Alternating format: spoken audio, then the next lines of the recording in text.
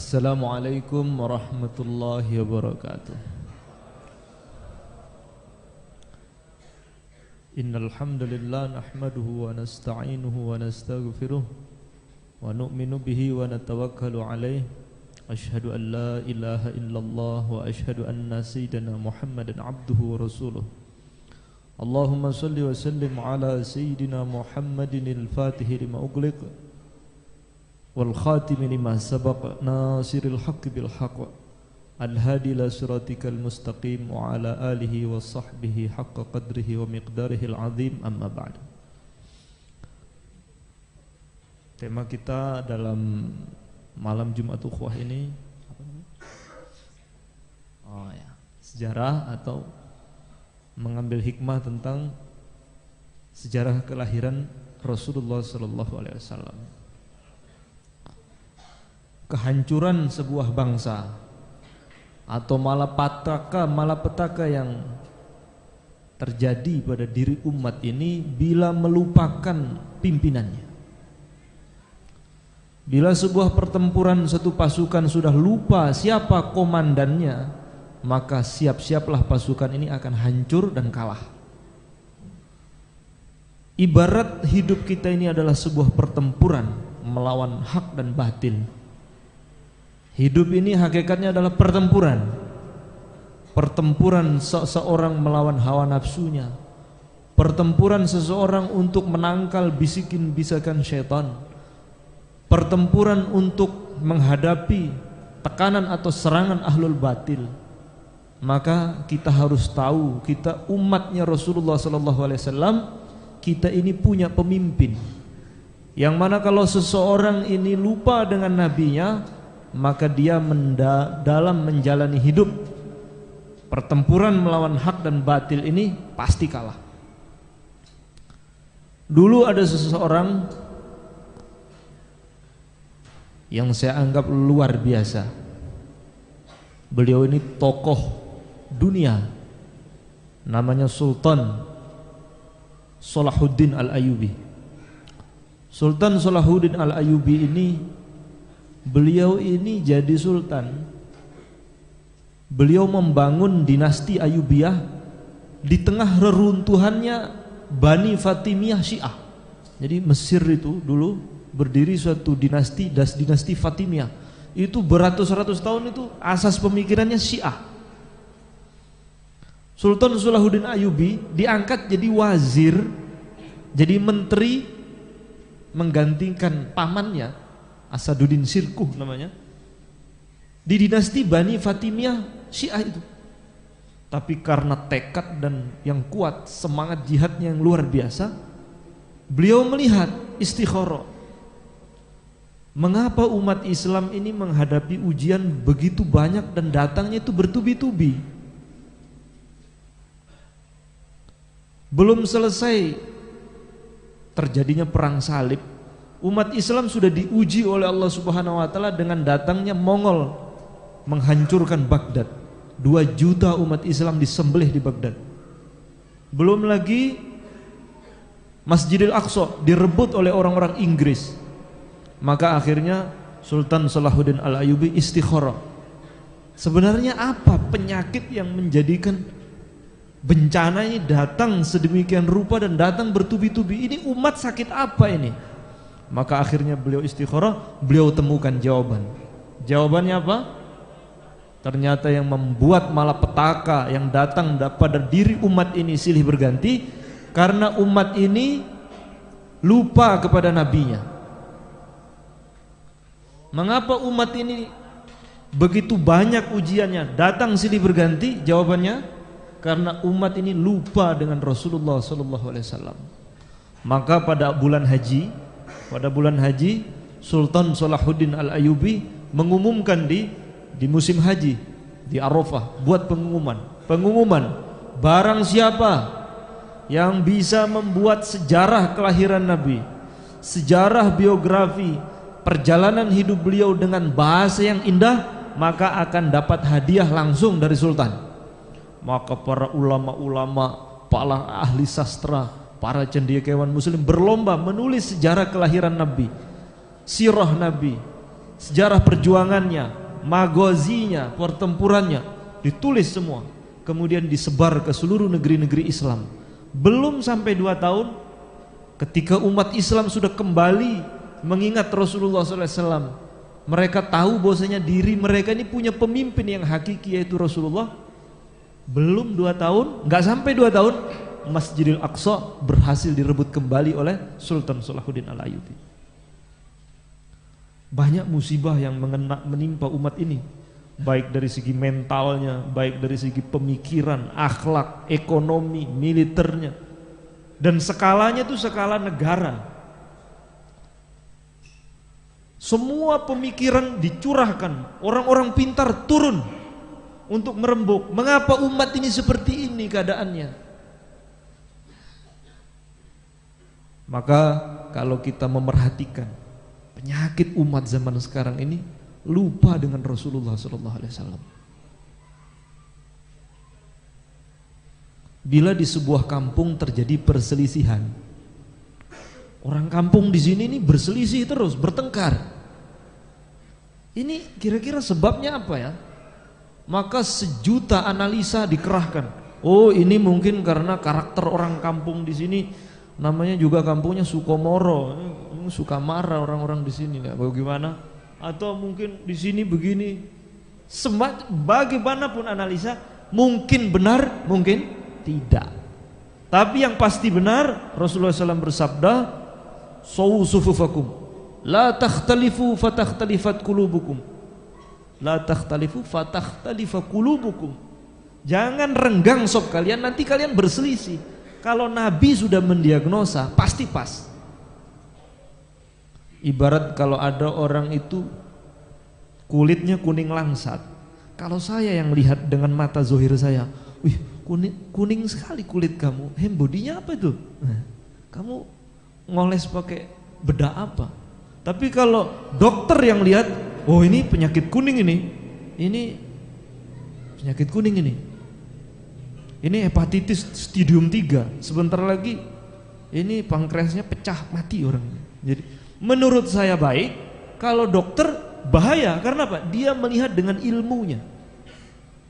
Nah, kita bila melihat persoalan pada diri umat ini, masyarakat Islam, mari kita diagnosa dengan hadis Rasulullah SAW. Nanti banyak benernya daripada hanya buah pikiran, kesimpulan-kesimpulan kita. Nah, supaya untuk membangkitkan rasa cinta, yang dari rasa cinta kepada Rasulullah ini bangkitlah perbaikan umat ini secara bertahap-tahap, maka para ulama telah menulis keagungan Nabi, yang mana simbol keagungan ini berawal dari kelahirannya. Sebelum kita berbicara biografi seorang tokoh, kelahiran seorang tokoh, kita cermati dulu keadaan di sekitarnya. Secara geografis, politik, agama, karena seorang tokoh itu bila memberikan suatu perubahan secara umum, maka kita bisa ukur keadaan di sekitar itu bagaimana. Seperti contoh, Imam Muhammad Hujjatul Islam Al-Ghazali, sepakat seluruh ulama bahwasanya beliau adalah mujaddid umat abad ke-5. Kita tidak akan bisa mengenal sosok Imam Ghazali dengan benar kecuali kita tak harus tahu keadaan abad ke-5 itu apa. Ternyata seluruh elemen ilmu sudah teracuni dengan ilmu filsafat. Hadis ditafsiri dengan ilmu filsafat, Quran ditafsiri dengan ilmu filsafat, fikih ditafsiri dengan ilmu fikih filsafat, akidah filsafat. Semua ilmu diracuni semua dengan ilmu filsafat Yunani, dari Sokrates, Hippokrates, Plato, semua teracuni. Maka muncullah Imam Ghazali di saat umat Islam itu genting, semua elemen ilmu teracuni ilmu filsafat. Maka beliau membuat kitab namanya Ihya Ulumuddin, menghidupkan ilmu-ilmu yang hampir mati karena filsafat, dibangkitkan kembali supaya hidup lagi. Namanya Ihya Ulumuddin, menghidupkan ilmu-ilmu agama karena semuanya hampir punah terkena filsafat. Maka dengan adanya Nah, dengan kita melihat apa keadaan yang ada di sekitar, maka kita bisa mengenal keagungan seorang tokoh.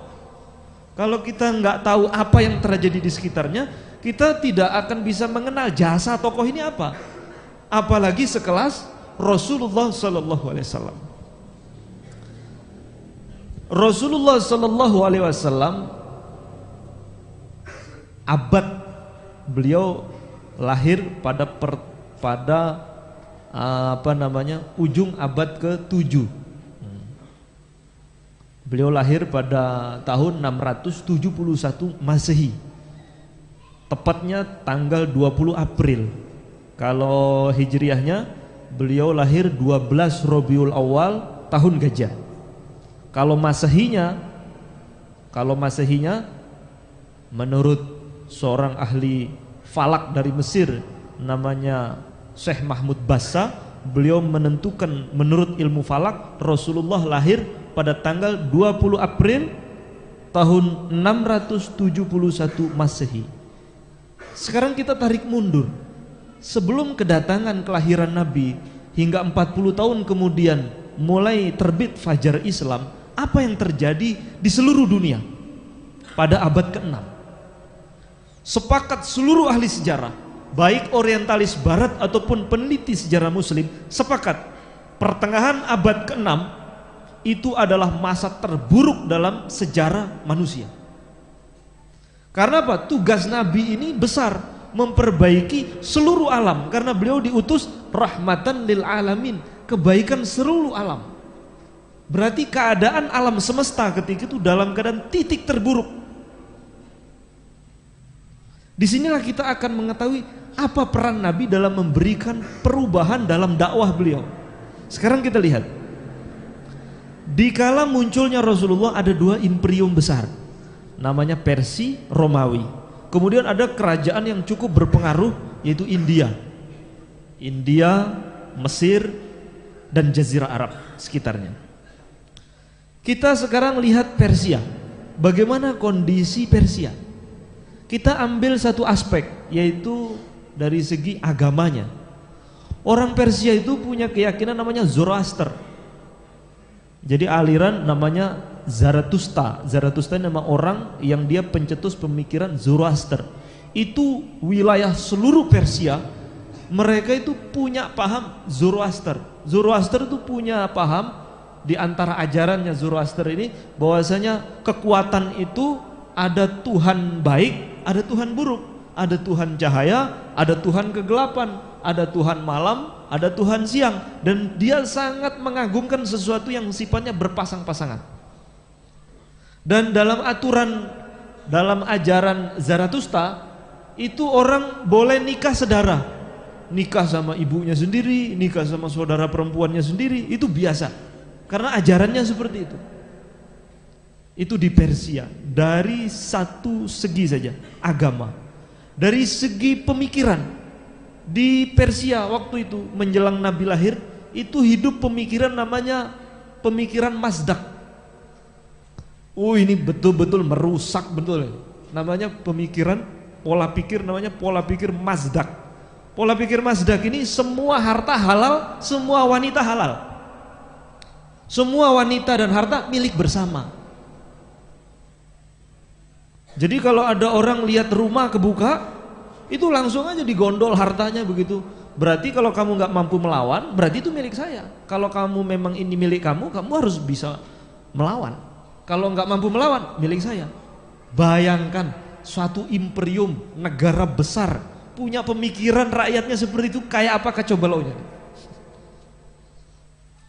Kemudian pemerintah, itu dari segi agama sudah, dari segi pemikirannya, paham yang beredar seperti itu, paham Mazdak.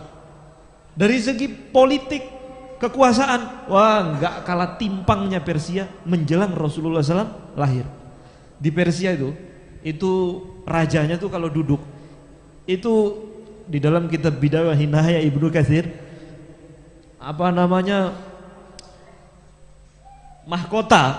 mahkotanya itu ratusan ton emas, itu diukir ratusan ton, jadi digerek pakai rantai. Jadi kalau raja sudah duduk, itu turun, itu diturunkan mahkotanya, kretek, kretek, kretek. Itu hanya ukuran satu jari saja antara kepalanya raja dengan mahkota itu. Itu kalau putus rantainya langsung gepeng, lumat, langsung jadi bubur itu. Tapi karena ambisi, kecongkakan seorang raja, dan tidak sedikit orang-orang Persia menganggap rajanya itu Tuhan, dan raja itu menganggap dirinya dewa, nggak orang sembarangan. Sampai mana tadi? Kondisi politik Persia menjelang kelahiran Nabi, bagaimana keadaan politik di Imperium Sasanid atau Persia. Itu raja itu kalau waktu minum obat, itu semua rakyat harus berhenti bekerja untuk menghormati raja waktu minum obat. Saking diktatornya sampai begitu. Kalau raja bersin, raja Persia bersin, itu seluruh rakyat Persia harus berhenti semua menjawab bersinnya. Semoga Tuan Raja lekas sembuh. Jadi saking apa namanya, diktatornya sampai seperti itu, menekan rakyatnya. Dan rakyat itu tidak boleh protes. Nah, itu satu ciri khas Persia. Rakyat itu tidak boleh komentar apapun kata raja. Seperti itu. Tidak boleh memberi masukan, tidak boleh. Dulu ada raja Persia namanya Anusirwan I. Itu terkenal sangat adil itu.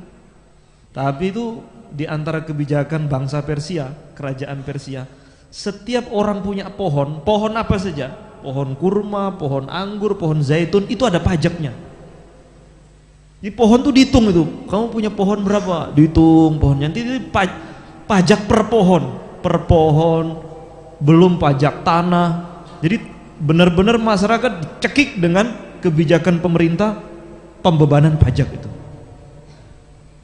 Dan itu ultimatum itu disampaikan secara merata kepada rakyat. Tidak ada satupun rakyat yang bisa angkat bicara. Tahu-taunya ada yang berani bicara satu, udah sepuh, orang tua, angkat tangan. Tuan Raja, kalau tanaman saya kena banjir, udah pada rusak, kira-kira masih bayar pajak juga kayak begitu itu. Pohon udah rusak, harusnya saya perbaiki, uangnya malah untuk bayar pajak, apa saya juga kena wajib pajak juga? Maka Raja Persia bilang, oh kamu berani angkat bicara, suruh cambuk sampai mati. Itu raja paling adil itu, Anusirwan I itu. Itu keadaan Persia ketika itu, mengenaskan sekali. Seakan-akan seluruh dunia sedang mengharapkan pertolongan dari langit itu segera datang, cahaya yang bisa menghantar manusia kepada cengkeraman, kezoliman dan penyembahan berhala itu. Di Persia semua menyembah api. Api itu tidak boleh padam. Besi nggak boleh bekarat. Nggak boleh ada besi bekarat, karena besi itu masih oleh orang Persia dianggap benda suci yang tidak boleh bekarat. Api tidak boleh padam, karena api itu barang suci. Dibuat kuil-kuil api. Ini keadaan di Persia. Kemudian bagaimana keadaan di Romawi? Romawi juga tidak kalah bejatnya seperti Persia, kekejaman di mana-mana. Nah, cuman polanya itu kalau di Romawi ini sibuk berperang saja, hingga semua masyarakatnya itu diperas hartanya untuk membantu kepentingan perang. Perangnya dengan siapa? Sesama dirinya sendiri.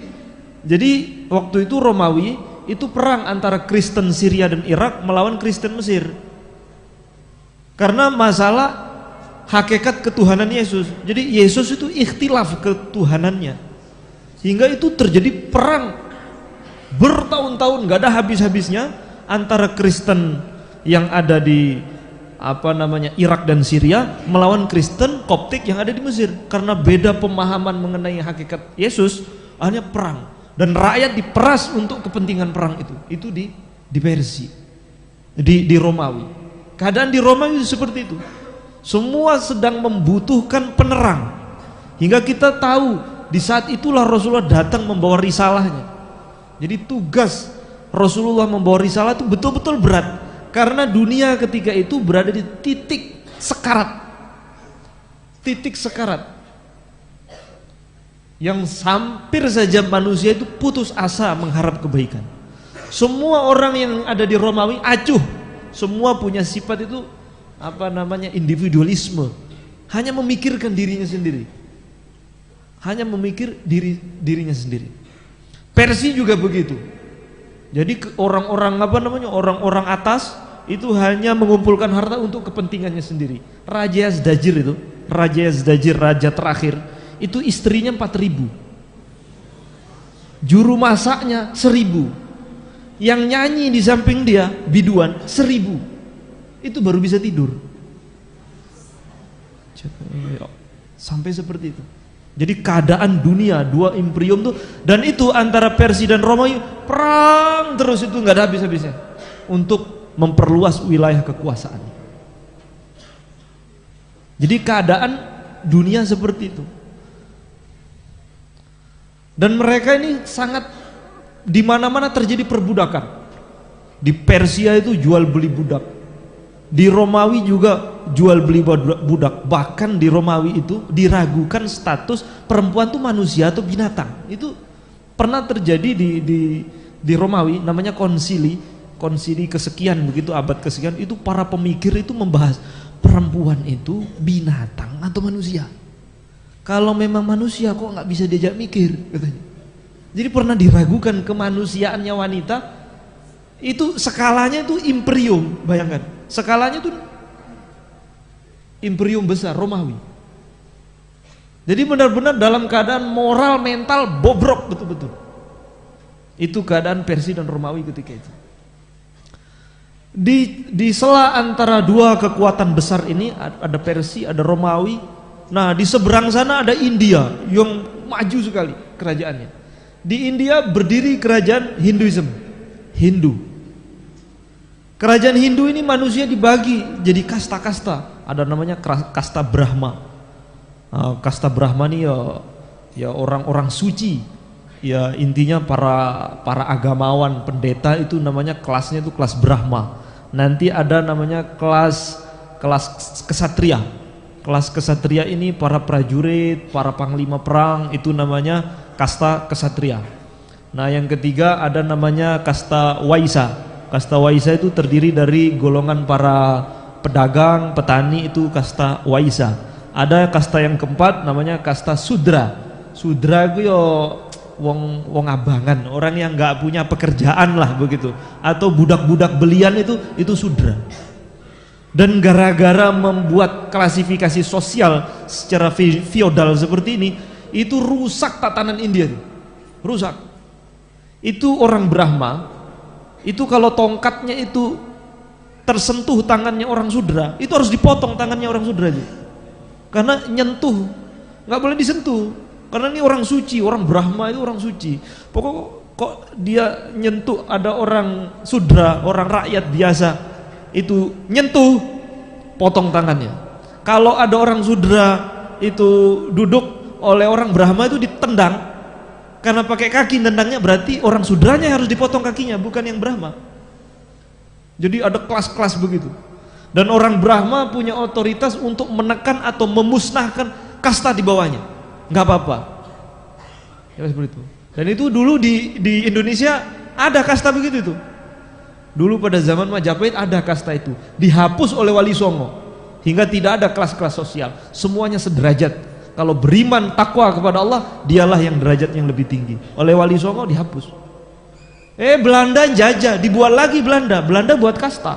Kasta Belanda itu ada 3, nggak ada 4. Pertama namanya kasta Kristen. Yang kedua kasta orang asing. Yang ketiga kasta pribumi. Jadi dibuat kasta tertinggi namanya kasta Kristen. Kasta Kristen itu ya orang-orang Belanda itu kastanya tinggi. Pokoknya orang dulu kalau deket dengan orang Belanda top. Kalau bisa sekolah dengan sekolah Belanda hebat. Kalau bisa bahasa Belanda hebat. Zaman dulu begitu di Indonesia ada kasta. Nah nanti orang-orang asing, orang Arab, orang India, orang Persia, orang Cina, itu kasta asing. Ya, kastanya nomor 2. Berhubung orang Cina itu egonya tinggi, Orang Cina akhirnya pada masuk Kristen biar dapat kasta kelas 1. Jadi orang Cina tuh heran juga, dia ke gereja tapi kalau kita datang ke rumahnya dia tetap ada apa tuh? Ada dupa-dupa begitu. Loh, katanya kamu Kristen kok kamu Konghucu? Yang sebenarnya itu warisan dari leluhur-leluhurnya dulu, pingin dapat kasta kelas 1, dia harus masuk Kristen supaya setara dengan Belanda. Supaya setara dengan Belanda. Tapi dia tetap Konghucu. Itu Cina itu memang seperti itu. Nah, nanti ada kasta nomor 3. Nah, kasta nomor 3 ini kelas B. Pokoknya orang bawah. Siapa? Pribumi, kan kurang ajar ya. Ini sebenarnya pola lama yang dibuat Belanda di Indonesia. Ini ada kelas-kelas sosial. Ada kasta. Nah, alhamdulillah setelah bangkit para ulama-ulama kembali, hilang sekarang kasta-kasta itu. Nah, kemudian ini keadaan di India. Di India itu saking bobroknya moral di India, tidak boleh nikahi janda. Nggak ada nikahi janda, nggak ada. Pokoknya janda kalau mati suaminya berarti langsung status sosial rendah. Nah, maka tidak sedikit wanita-wanita janda di India itu kalau suaminya mati dia ikut membakar dirinya karena bentuk kesetiaan. Dan juga nggak akan mampu hidup karena langsung orang kalau kehilangan suaminya nggak boleh dinikahi dan langsung dia jadi rendah, nggak punya status sosial. Itu keadaan dunia, lapisan dunia seperti itu. Seperti apa bobroknya. Kemudian Allah munculkan harapan cahaya penerang ketika betul-betul dunia ini dalam keadaan gelap gulita. Muncul dari jazirah Arab satu penerang yang cahayanya itu akan membias, menerangi seluruh dunia. Sekarang ada pertanyaan, kenapa harus Arab? Kenapa Islam itu munculnya harus di Arab? Mungkin di antara kita ada menjawab karena Rasulnya lahir di Arab. Tidak sesederhana itu. Karena apa? Memang ini skenario dari Allah. Allah jadikan seperti itu. Kenapa? Pertama, kalau kita bahas ilmu geografi, kalau kita buat dulu pernah ada proyek di di Arab Saudi untuk tata cara mudah menentukan arah kiblat. Tahu-taunya dapat satu teori, ternyata titik dunia ini adalah Jazirah Arab.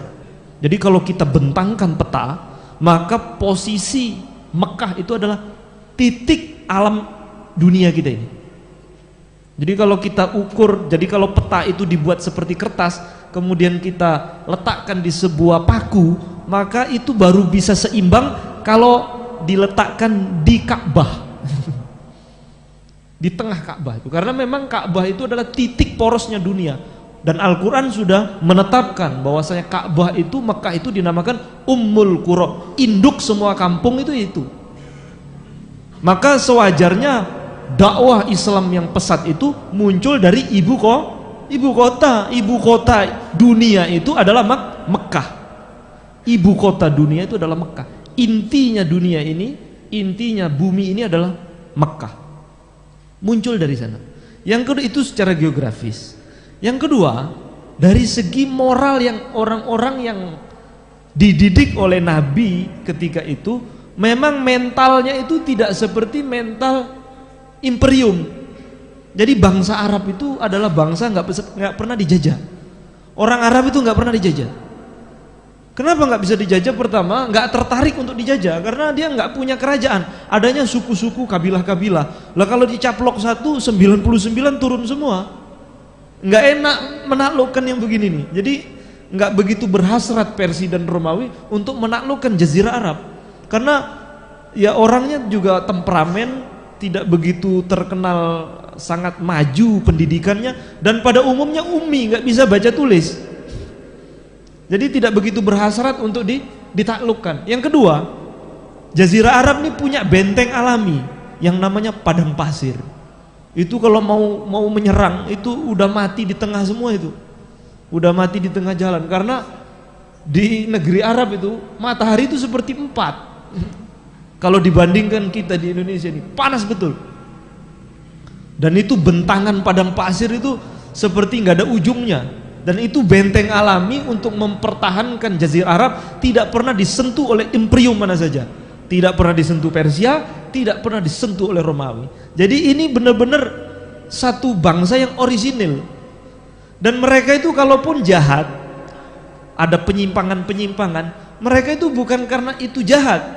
Orang Arab zaman Nabi sebelum diutus sebagai Nabi, minum itu bukan karena mau nyari mabuk, enggak. Karena di situ mereka bisa menampilkan sifat kedermawanan mereka. Misalnya, mau minum enggak? Sayang bos, gitu. Jadi minum itu untuk menunjukkan sifat kedermawanan, dan itu terekam dalam syair-syair jahiliyah.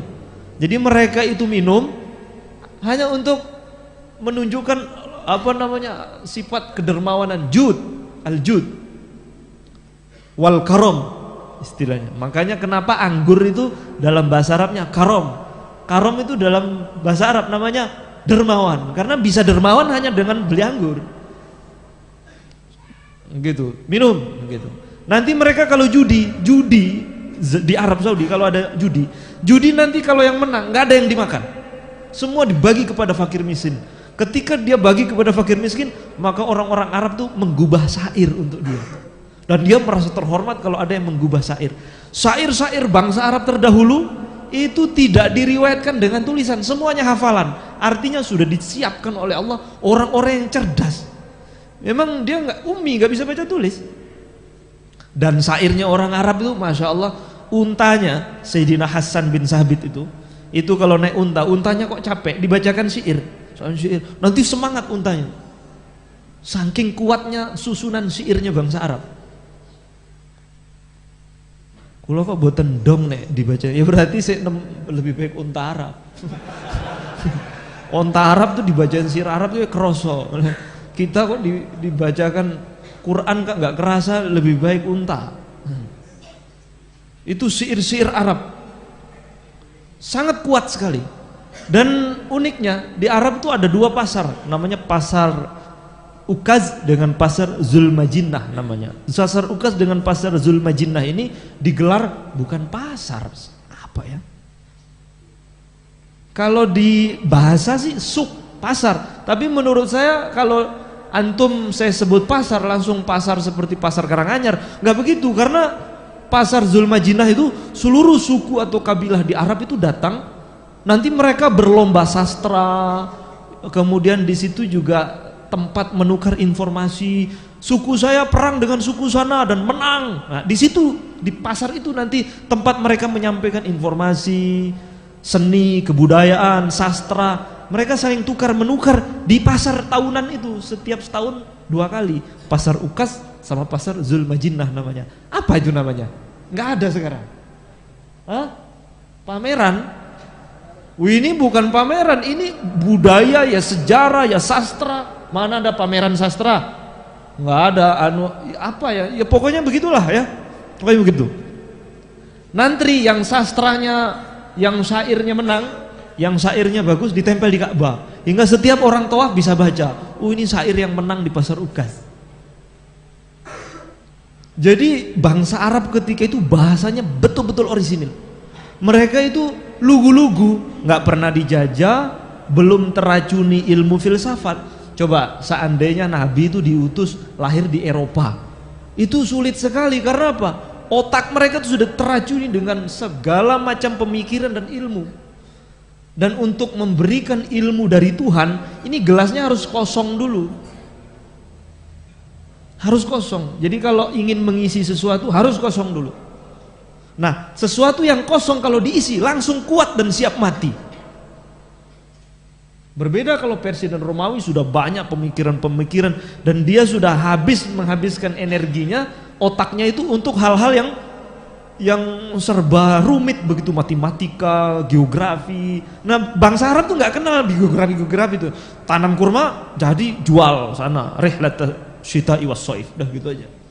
Berkelana setiap musim dingin, musim panas. Jadi mereka ini lugu. Bangsa Arab tuh seperti bahan baku. Mereka ini baik tapi belum ada yang ngelola. Nah, maka orang yang pertama kali menyebar Islam harus dari seluruh dunia yang buruk ini, kita harusnya yang diutus oleh Allah di suatu bangsa yang masih orisinil, yang sekiranya kalau dia mengemban risalah ini estafet pertama, Ini bisa menyebar ke seluruh dunia. Maka harus yang pemikirannya tuh masih lugu, kosong seperti gelas ini. Ketika diisi, siap. Ini kalau sudah ada kopinya, mau diisi teh, nggak kopi, ini repot ini. Kita nggak tahu apa rasanya, nano-nano, nggak jelas. Nah maka harus kosong dulu. Nah makanya itu Qais Majnun itu jatuh cinta kepada seorang gadis namanya Laila. Ya. Laila, kenapa dikatakan Laila? Karena rambutnya itu hitam seperti malam, maka dikatakan Laila. Ya. Ada seorang pria dari Bani Amir namanya Qais. Qais ini dijuluki Majnun karena apa? Tergila-gila dengan seorang wanita namanya Laila. Kalau di Temburu nama kuda itu Laila. Laila. Ini Qais itu pernah ditanya, Qais, seperti apa cintamu dengan Laila? Maka Qais itu melantunkan sebuah syair. Araftu hawaha min qabli an a'rifal hawa, falamma araftuha fasadafal qalbu khalian fatamakkana, katanya. Araftu hawaha min qabli an a'rifal hawa. Aku mengenal cintanya Laila itu sebelum aku mengenal apa itu cinta. Saya nggak tahu cinta itu apa sih. Gitu. Araftu hawa min qabli an a'rifal hawa. Falamma araftuha, ketika aku kenal Laila, fasadafal qalbu khalian. Kondisi hati saya waktu itu kosong, nggak ada siapa-siapa. Masuk Laila, fatamakkana, penuh langsung, nggak ada tempat untuk yang lain. Nah, gitu. Fatamakkana. Jadi memang dakwah Islam itu harus datang ke suatu bangsa yang memang masih lugu, belum masuk pemikiran macam-macam itu, seperti di Persia atau Romawi atau di India dan lain sebagainya, atau di Cina. Maka bangsa Arab ini lugu. Kenapa harus Arab? Nah, keadaan orang Arab seperti lugu-lugu. Mereka sangat menjunjung tinggi kejujuran. Orang Arab itu, mereka sangat memegang tinggi kejujuran, dan mereka tuh nggak mau tunduk, nggak mau tunduk. Maka mereka tuh nggak punya raja satu. Mereka ada kobilah, suku begitu. Orang Arab itu punya budak, itu bukan untuk disuruh-suruh, bukan aja untuk diperbudak begitu saja. Mereka jalan bawa budak, kalau duitnya jatuh supaya nggak bentuk seperti orang ruku, maka nyuruh budak, ambil duit jatuh tuh, supaya nggak ruku, karena nggak mau menunjukkan sikap tunduk. Itu orang Arab, egonya luar biasa orang Arab. Jadi kalau dia jalan kok nggak bawa budak, itu 100 dirham jatuh, itu dibiarin aja, karena daripada saya nunduk ngambil, mending biarin aja hilang.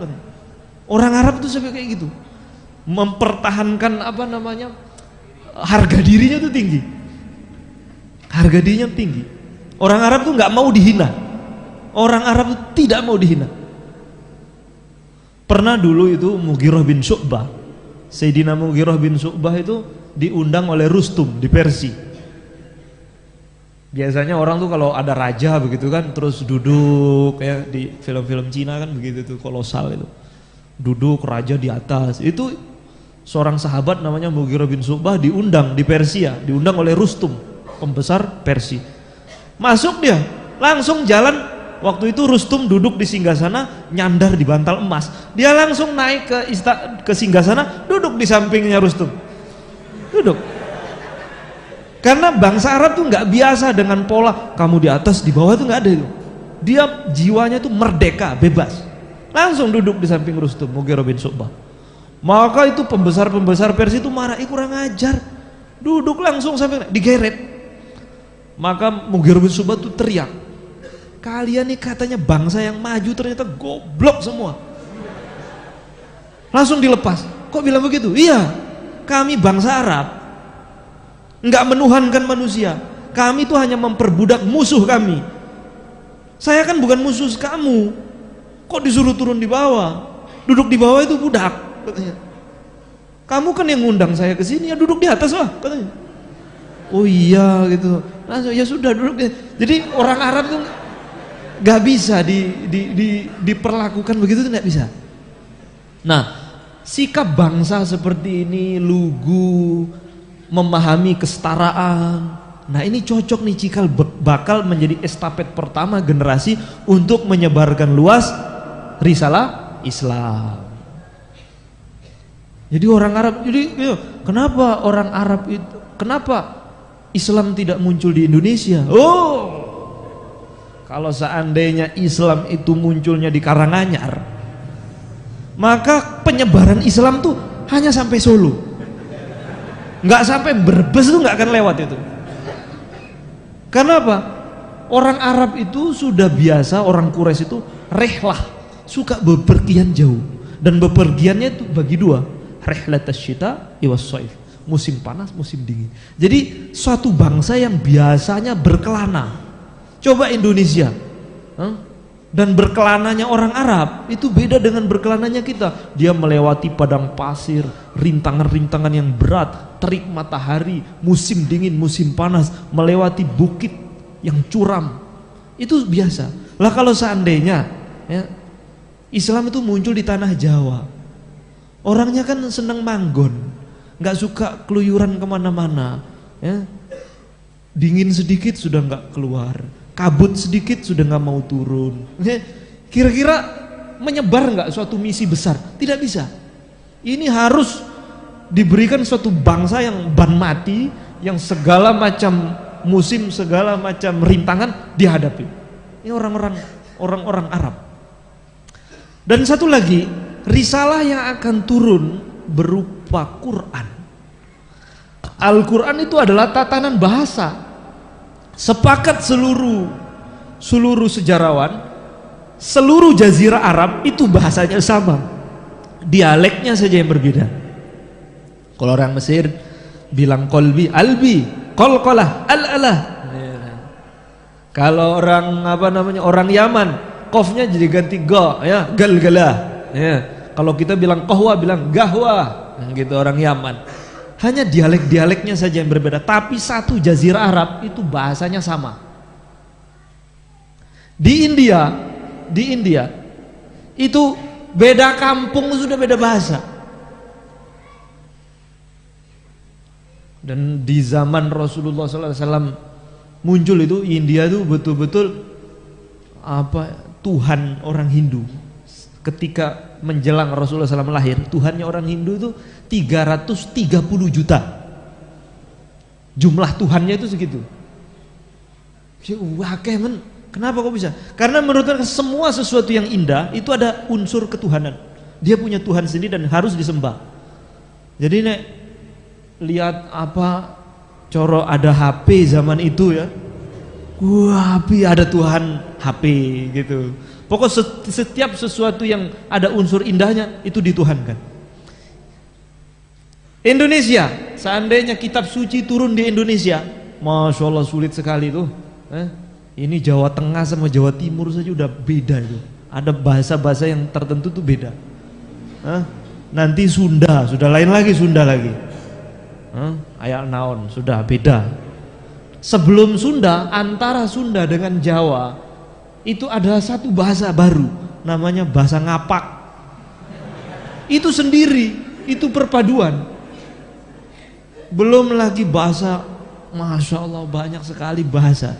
Nah ini ada satu wilayah yang membentang besar, bahasanya kompak satu, yaitu bahasa Arab. Dan kesastraannya itu terjaga. Sementara seluruh negeri-negeri pada zaman itu sastranya tidak terjaga. Nah maka para nabi itu, ini belum saya nyinggung kelahiran, karena saya bagi sudah ini. Nanti bicara kelahiran, nanti besok pagi. Ini menunggu instrumen lah ya, deng deng deng deng deng deng deng deng, menunggu kelahiran ini kita harus mengetahui keadaan dunia sebelum nabi lahir tuh kayak apa, supaya nanti tahu ketika lahirnya itu tugas beliau tuh besar begitu loh. Baru kita bisa memahami nabi kita itu sosok nabi yang luar biasa. Kalau cuma diketahui cuma lahir di Mekah begitu saja, di sana banyak penyembah berhala, ya nanti cuman kayak ya ada seorang ustadz lahir di Skariman begitu aja, nanti nggak membuat perubahan di Karanganyar begitu jadinya. Enggak, ini dunia, ini bukti nabi ini diutus sebagai rahmatan lil alamin. Nah perhatikan, setiap nabi itu diutus membawa mukjizat membawa mukjizat menurut apa yang dibanggakan oleh umatnya. Pada zaman Nabi Isa itu banyak sekali tabib. Tabib-tabib itu hebat-hebat. Maka Nabi Isa datang membawa mukjizat, bisa menyembuhkan orang buta bawaan lahir. Makanya apa arti mukjizat? Mukjizat dari kata i'jaz. I'jaz itu artinya melemahkan apa yang dibanggakan oleh kaum waktu itu. Nah, pada zaman Nabi Isa itu banyak sekali dokter hebat-hebat. Nabi Isa membawa mukjizat, bisa menyembuhkan penyakit abros, belang, penyakit kulit. Itu disentuh oleh Nabi Isa langsung sembuh. Buta bawaan bayi itu bisa sembuh. Hingga membungkam seluruh teori kedokteran pada waktu itu, hingga semuanya menyerah. Semua dokter mengakui bahwasanya apa yang dibawa Nabi Isa ini benar-benar wahyu dari Allah. Ini memang kekuatan dari langit. Ini bukan upaya manusia. Pada zaman Nabi Daud itu banyak penyanyi. Banyak biduanita penyanyi, banyak sekali. Dengan datangnya Nabi Daud membaca kitab Zabur dengan lantunan yang luar biasa, Nabi Daud itu kalau baca kitab Zabur itu di pinggir pantai, sehingga ombak itu saking merdunya suaranya Nabi Daud itu berhenti, diam langsung. Angin-angin yang menerpa itu diam semua. Burung-burung berkicau diam semua, malu semua, diam semua.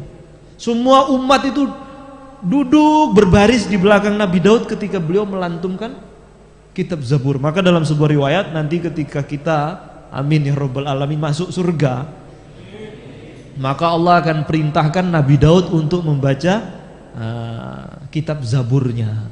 Maka seluruh ahli surga terlena dengan keindahan suara Nabi Daud. Semua manusia. Nanti setelah itu Allah akan perintahkan Rasulullah membaca surat Yasin. Nanti Rasul kita akan membaca di surga nanti surat Yasin. Ternyata suara Rasulullah lebih indah dari suara Nabi Daud. Hingga seluruh ahli surga terlena dengan keindahan suara Rasulullah. Terakhir Allah sendiri yang membaca surat Ar-Rahman. Fabi ayyi ala'i rabbikuma tukadziban. Nikmat mana dari Tuhanmu yang engkau dustai? Itu nanti Allah sendiri yang baca. Bila kaifin wala misal, yang tidak bisa dibayangkan. Ketika mendengar kalamullah yang di situ terkandung surat Ar-Rahman, semua ahli surga itu lupa dengan surga, saking nikmatnya mendengar kalamullah. Jadi Nabi Daud itu diberi mukjizat oleh Allah itu suaranya yang indah. Pada zaman Nabi Musa banyak penyihir, viral penyihir lah waktu itu, ya gitu. Jadi di mana-mana lek-leknya orang itu blok-blok sihir lah gitu.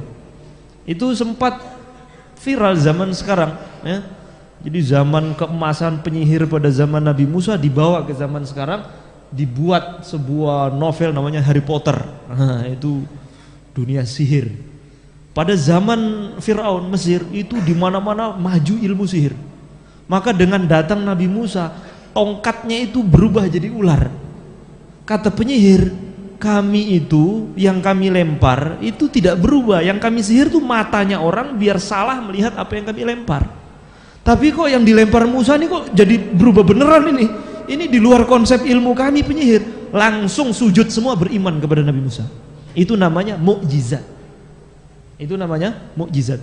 Nah, Rasulullah itu punya mukjizat terbesar. Apa mukjizatnya? Quran.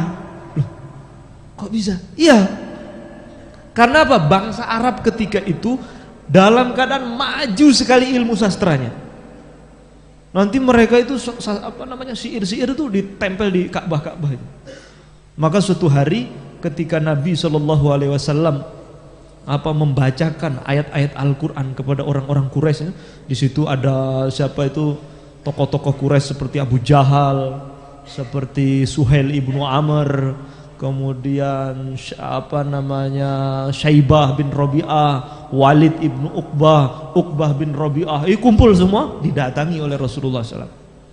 Didatangi tengah ngumpul, maka Rasulullah SAW membaca surat Wan Najmi idza hawa ma dhalla sahibukum wa ma gawa wa ma yantiqu anil hawa in huwa illa wahyu yuha 'allamahu syadidul quwa. Semua yang dengar tuh sujud semua. Ketika mereka terlena dengan keindahan Quran, tiba-tiba sadar, demi Allah kita disihir Muhammad. Allah sudah tutup hatinya jadi begitu tuh. Jadi begitu indahnya tatanan Quran itu, ini di luar kemampuan kami. Maka ada seorang sastrawan dari Yaman, dari suku Daus namanya Tufail ibnu Amr ad-Dausi, datang dari Daus, Yaman. Ketika sampai di Mekah, orang-orang Quraisy, oh ini tokoh yang datang nih, sastrawan, hati-hati jangan sampai dia dengar Muhammad baca Qurannya, nanti dia masuk Islam. Maka dipanggil oleh pembesar Quraisy, Tufail, kamu kan tokoh, kamu nih seorang pemimpin kabilah, jangan dengar Muhammad itu orang bahaya sekali, jangan dengar, ini kapas, tutup kuping kamu. Oh iya. Maka tengah tawaf ini Tufail mikir dia, saya kan diberi akal oleh Tuhan, mestinya saya gunakan untuk memisah mana yang hak mana yang batil. Lah bagaimana saya bisa memisah hak dan batil kecuali dengar dulu harusnya.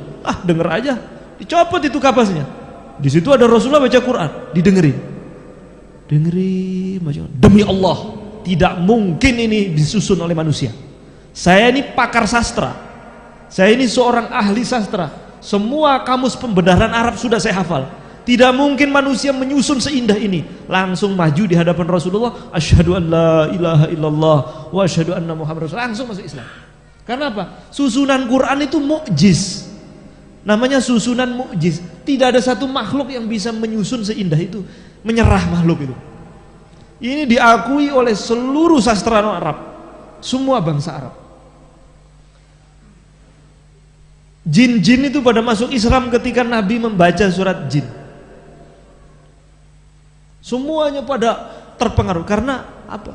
Umatnya Nabi ini beda dengan umat terdahulu. Kalau umatnya Nabi Musa, Bani Israel, mukjizatnya tongkat dipukulkan ke laut terbelah. Karena apa? Dia masyarakat yang membutuhkan pembuktian secara kasat mata. Tapi kalau umatnya Rasulullah, orangnya tidak butuh pembuktian secara kasat mata, secara garis besar. Tapi karena umat ini cerdas, maka mujizat Nabi yang tertinggi itu Quran. Supaya apa? La'allakum ta'qilun, supaya kamu berpikir, la'allakum tatadabbarun, ya? Wa fi anfusikum afala tubsirun. Terhadap dirimu sendiri apakah kamu tidak berpikir? Karena apa? Umatnya Rasulullah itu cerdas. Maka mujizatnya Nabi itu Quran.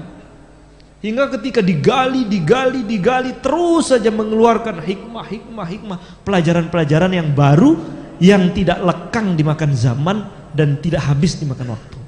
Nah ini sudah cukup. Jam 8.30 kan? 30-nya untuk sesi tanya jawab. Saya sudah sebutkan bagaimana keadaan dunia sebelum Rasulullah SAW lahir. Kemudian kondisi agama, politik, sosial, budaya. Kemudian di situ juga saya menyebutkan di mana tempat dipilihnya oleh Allah Subhanahu wa taala jazirah untuk kelahiran Nabi yang mulia ini Arab. Kenapa harus Arab? Besok kita langsung masuk kepada tahun gajah dan cerita tentang kelahiran Nabi hingga selesai insyaallah.